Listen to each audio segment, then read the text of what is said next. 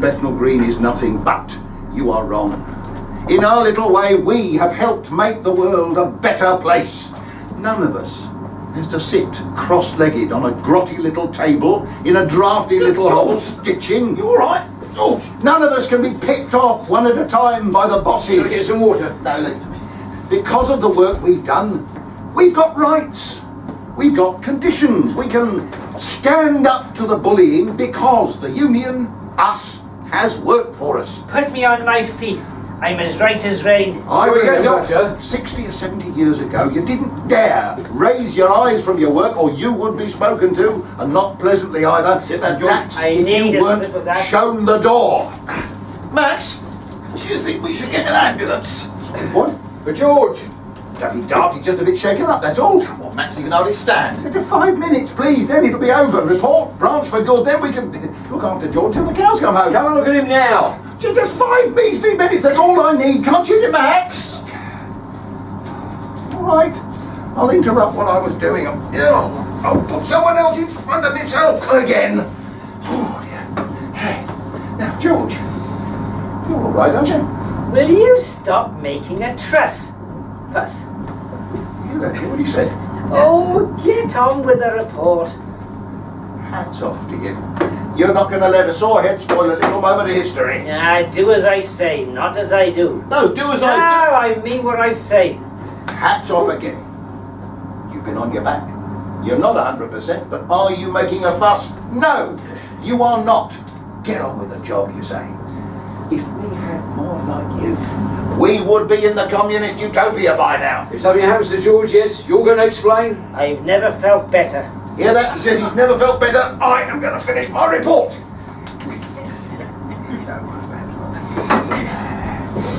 From Grunwick to Wapping, from the miners' strike to the fight against the invasion of Iraq, we have been there giving our support. Oh yes, and don't forget the... something or other. Pensions? Oh, could be. I could list any number of local and national campaigns. No need, because we know them all. Always there, doing our best, leading from the front, but the world has changed. Our industry has changed. It's more confusing than it was when we were young. Young, and in our prime. Work's gone abroad. Brothers and sisters have lost jobs. Just a few centres in the north and us, the Savile Row specialists. Not one of us under 80. We can't hand on the baton. I want to take it. In the light of this, I am proposing, with the agreement of Regional Council, that, sadly and reluctantly, we vote to end and dissolve our beloved branch. Seconded. Seconded, George. Well, that's what I said. All those in favour? I pronounce this branch no more. I give you, for the very last time, the retired members and spouses of the National Union of Tailor and Garment Workers. May she rest in peace. Hip hip hooray! Hip hip hooray! Hip hip hooray! The people's flag is deepest red. Orinky pinky dinky dink. It's shrouded off the martyr's Oh, stop dead. massacring the red flag. Arise, ye starvelings, from your slumbers. Arise, ye citizens of one. Reason in the heart of thy thunders. And at last There is a star standing high. So come, raise, come, and die. Let us praise the international United.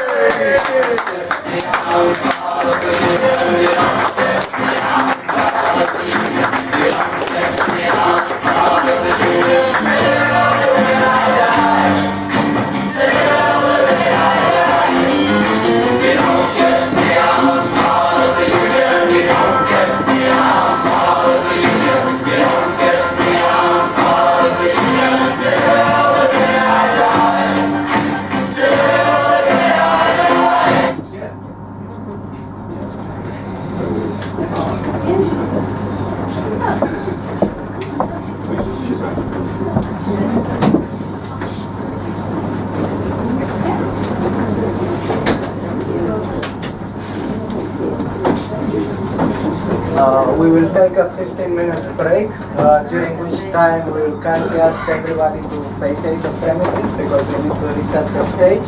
You can leave all the jackets and bags here, they're safe. And you can bring drinks down from above. If not, after the break,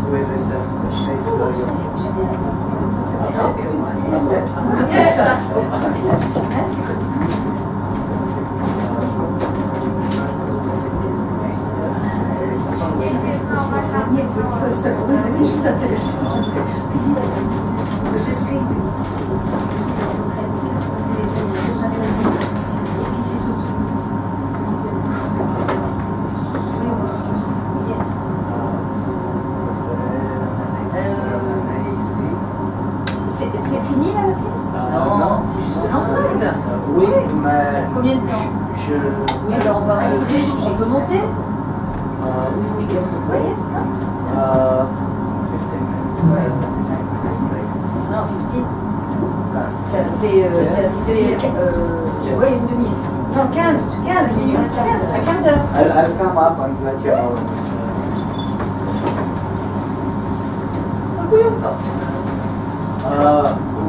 This is something we set the stage and we will keep something away from the second act. I will spoil it for you. Yeah, okay. So, Donc, on est là? Oui, bien sûr, on est là. Il va y aller sur mon tour là, ça va se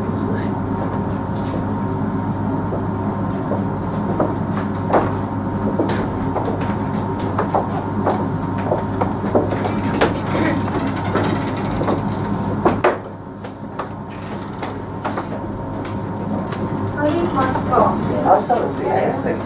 And I'll come out when all right, okay. Yes, okay.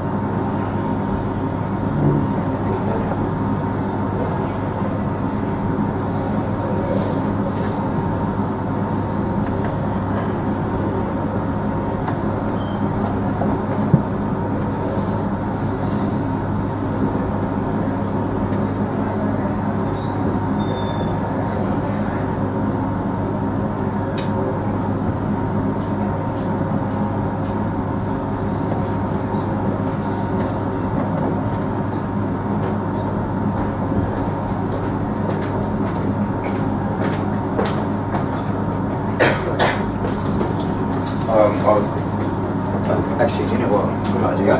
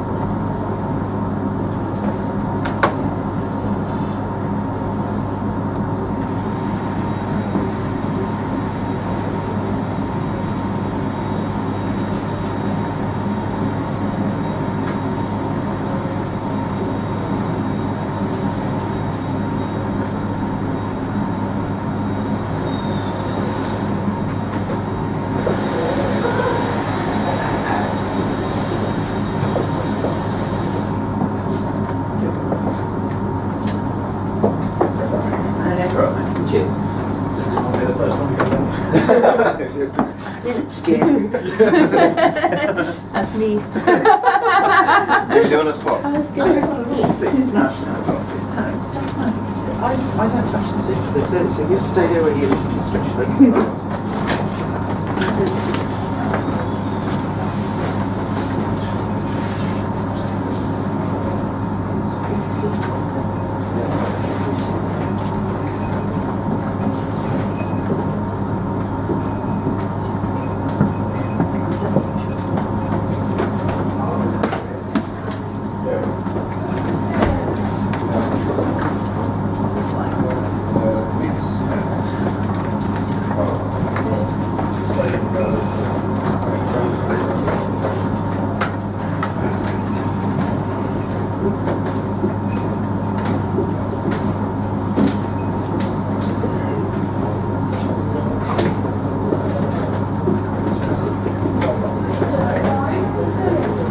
Was he ever?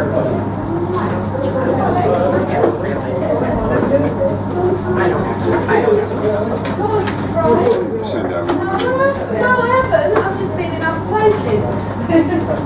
I think you were about, I don't know, 17 the last time I saw you. Was it really? When and where? I can't remember. Oh, I'll tell you about that. Can't get up fixed up.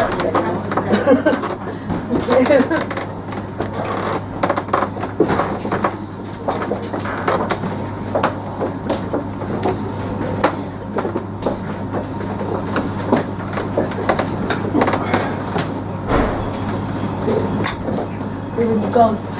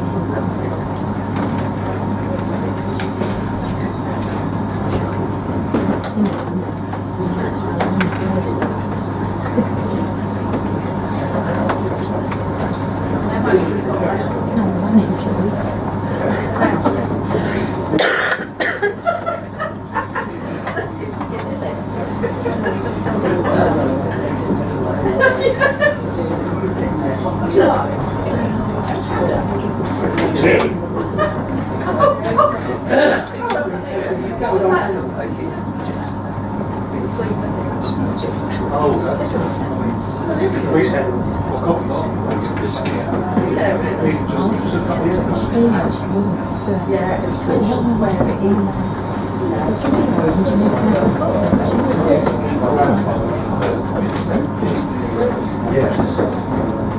Kind of by default, a bit like everything else in the family. It was my grandfather's put into prison for saying what's a few Churchill's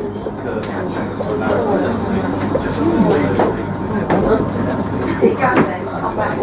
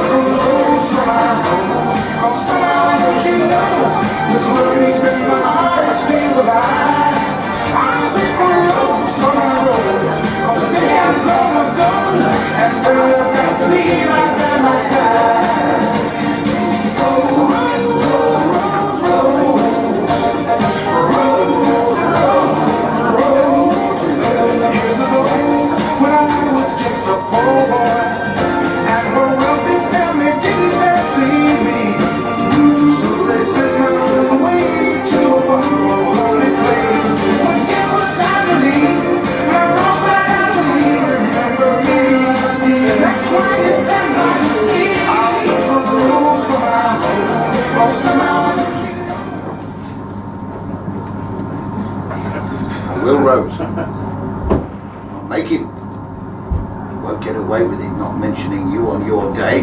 Here, Max. Barney said he's got a joke. Be joking soon. No. Come on, Max. You've got to listen to this. I need to check the minutes. Come on, Max. Last chance. You're starting, aren't you, Barn? Yeah, you ready?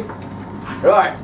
One day, at the Bolshevik knees up, Stalin, who at this time is the new boy on the block, bumps into Lenin. What do I have to do to reach your level, Vladimir Ilyich? He says. Lenin looks him in the eye and he says, go away and read the entire works of Marx and Engels, know your Hegel back to front, read Tolstoy and all of Shakespeare in the original, and then report back to me. Will I be up to your level then, says Stalin. You'll have reached level 1, says Lenin. How many levels are there, says Stalin. 20, says Lenin. I'll be dead before I reach that, says Stalin. Here's hoping, says Lenin. Funny, eh? Not really. Rubbish punchline. Guess what, I made it up myself. You can't tell a joke then when people don't laugh, so you made it up yourself. I don't. If they don't laugh, quick as a flash, I say it's a true story. Yes, well, if you did that to me and said it was a true story, I'd say, why are you telling it like it's a joke? That's why I don't tell you my jokes, Tom. You're too sharp. George wants to know what Marx's view on the stars are. Was he starry-eyed at the time? Well, I hope you gave him the full Marxist answer. I don't know the answer. You don't know the answer? I thought you were the one who told us once we got on top of dialectical materialism, we can answer anything. Not the stars. There might have been depth there. That was never covered in any Marxist education class I went to.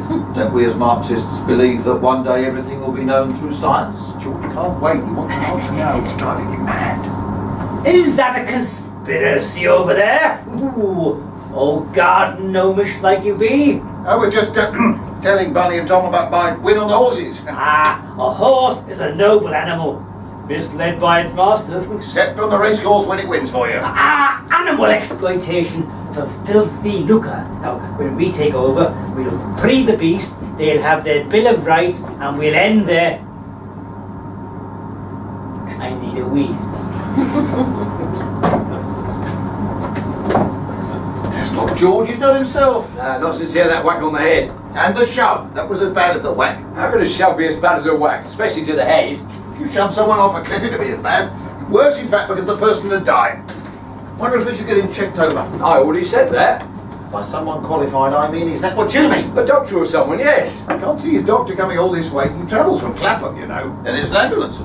Could be best. They come with paramedics. Hang on a minute, let's not rush into anything. I mean, suppose we call an ambulance. Where's the victim? Here he is, we say, pointing at George. Nothing wrong with me, says George. I don't want you, go away. He might too, Moody's in. All right, we'll do it till he collapses then. If he collapses. Can't we take that chance? No, we can't. It's an ambulance or a doctor. It's one or the other, yes? So who wants to phone their doctor then? I can't phone mine, I don't have a phone. Ambulance would be quicker, a doctor could take hours. Isn't one of your sons a doctor? No. Oh, I thought someone in your family was a doctor. My granddaughter's a teacher. Oh, can you ask her Ask her what? to be a doctor? Can't ask her to be a doctor, it's not her job. Oh, what subject does she teach? English. Well, they're the best. What? Pretending. Pretending what? To be doctors. Come on, John, keep up. I'm not asking Eleanor to pretend to be a doctor. What, not to get George looked at? Minimum of questions asked, which some people here might be very pleased to hear. Why are you looking at me? Look, I can't expect Eleanor to do that. I'm a grandfather. She looks up to me. Well, if she looks up to you, it's easier. You can use your influence. Look, she's a top teacher, she's got a career. I'm not asking Eleanor to pretend to be a doctor. It'd be criminal, malicious impersonation. Exactly. Have you got a number?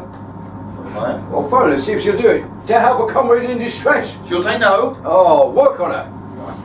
I can't. Oh, can't we decide for a comrade? Yes, we can, but not with my Eleanor. All right, I'll ask him when he comes back and see if he says yes. And if he says no? We'll ignore him on the grounds it's for his own good. Phone her now. Put her in the picture. My wee was amazing! Golden yellow like wheat in a field. Shows you healthy. I pulled the chain, fresh water for the next bladder to spurt and splash in. Tom. I don't like it. I'm not happy. Your friend's life may depend on it. Okay, but you just remember that I'm the messenger. It is not my idea. Good luck. What for? Oh, for Tom to get into the loo without peeing himself. I didn't know you suffered with that. Yes, George, yes. Oh, a hostage to my bladder, a capricious master. Nature calls, eh? Oh, nature's a commander. We do as she says.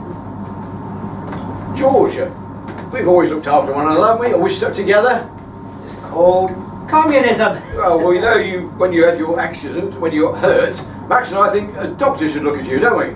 Not me, right as rain. Just to check you over. You took a whack. I'm fine, never felt better now. Anyone for tea? Passed out, that blow to the head. And the shove.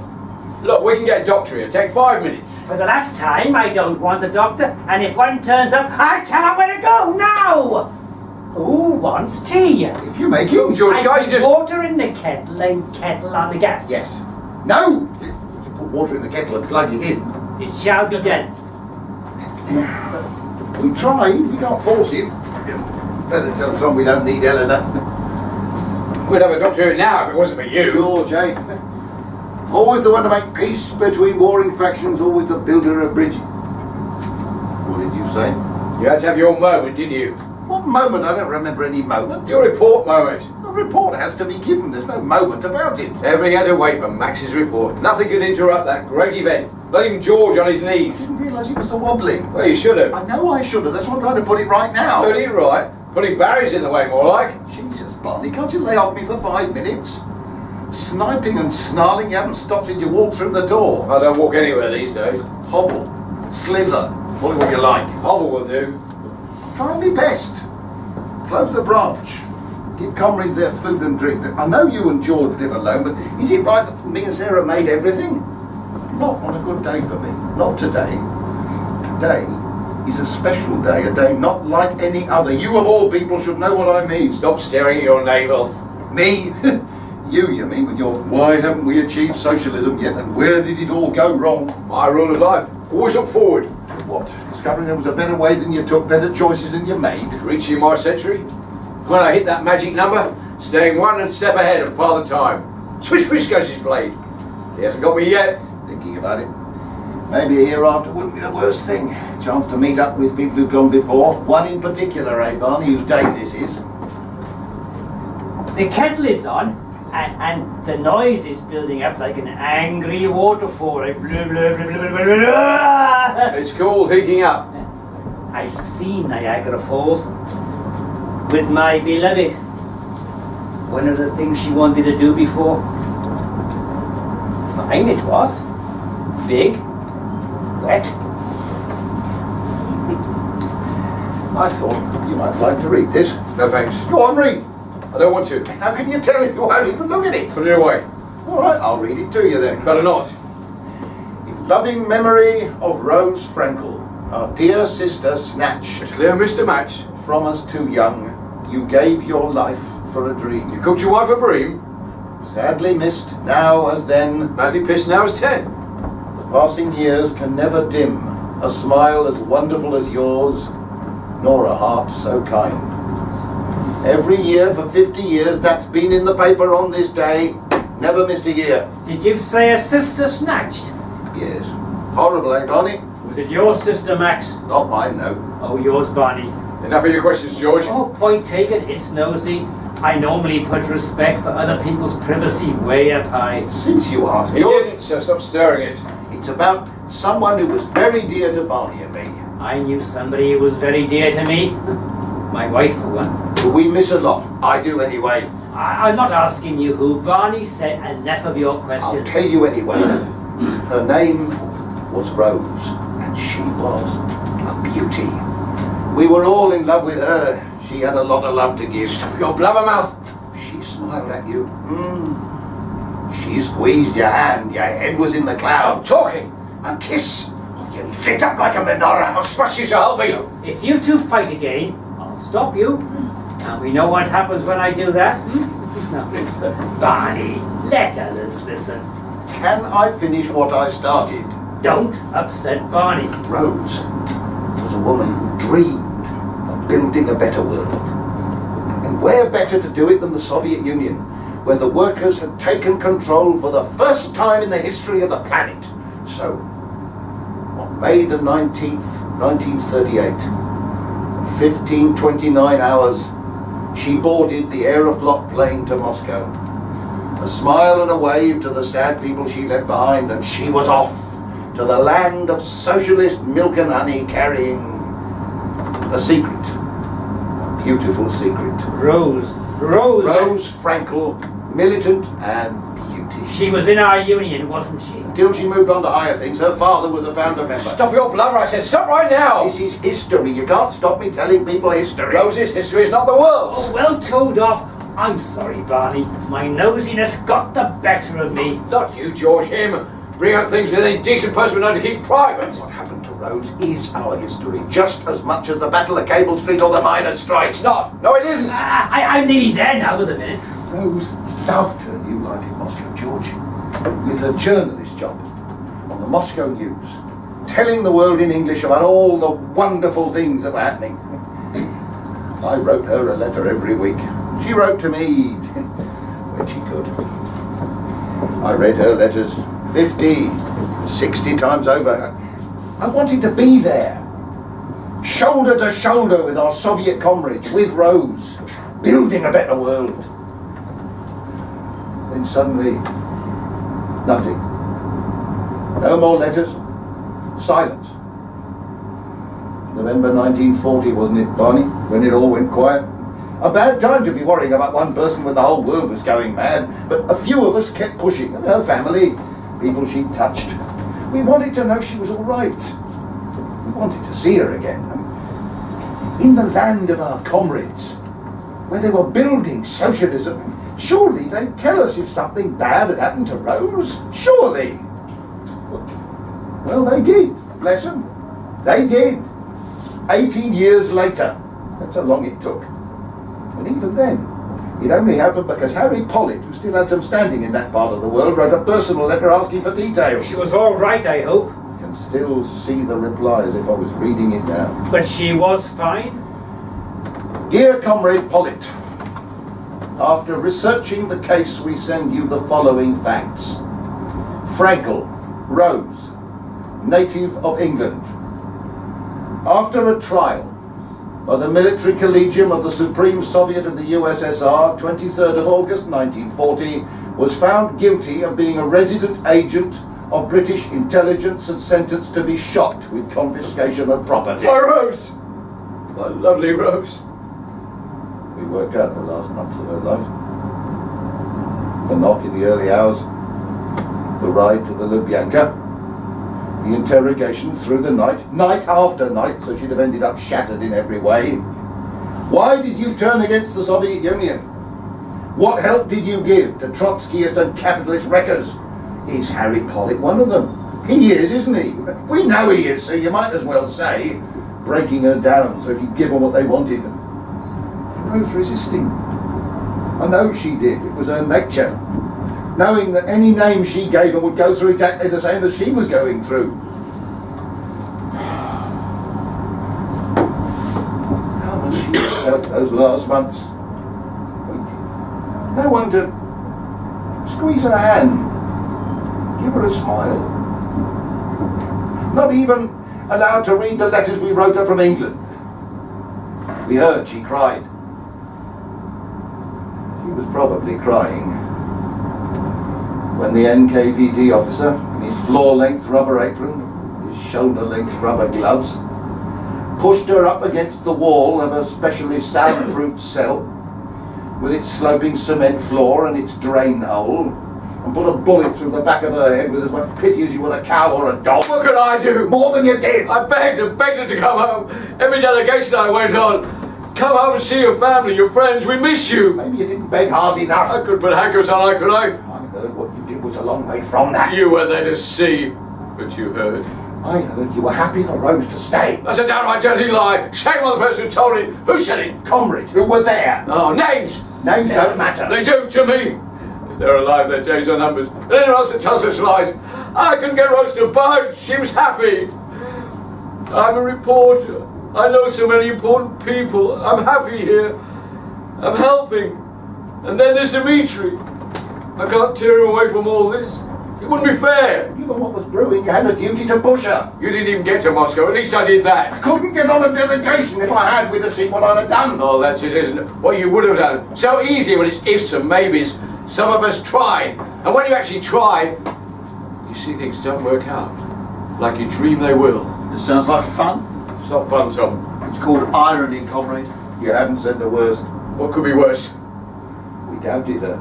We thought she might have done what they said. And that's worse, is it? A lot worse. Oh, that's it. Your conscience, Max. Your agony. That's what's important. How could I have thought that, even for a second? We didn't put her in prison. We didn't pull the trigger. We thought about how she might have turned against our precious Soviet Union. Speak for yourself. I thought it. Harry Pollitt did. Even her sisters did. I know. I talked to them. Everyone was out to smash our socialist jewel. Plots around every corner. If you weren't rock solid for the USSR, you were a traitor. There's no place for traitors when you're up against the might of international capitalism. Every week, we read stories about comrades we'd admired who'd been found guilty of turning against our new socialist state, and we believed them. All those writers, and doctors and generals and old Bolsheviks and Poles and Jews and now maybe Rose, all enemies, flush them out, crush them, long live the revolution! I never believed that. Well, you're one of the lucky ones. For the love of Jesus, can we lighten up a little here? Rose is dead. Talking about her from now till doomsday is not going to change that.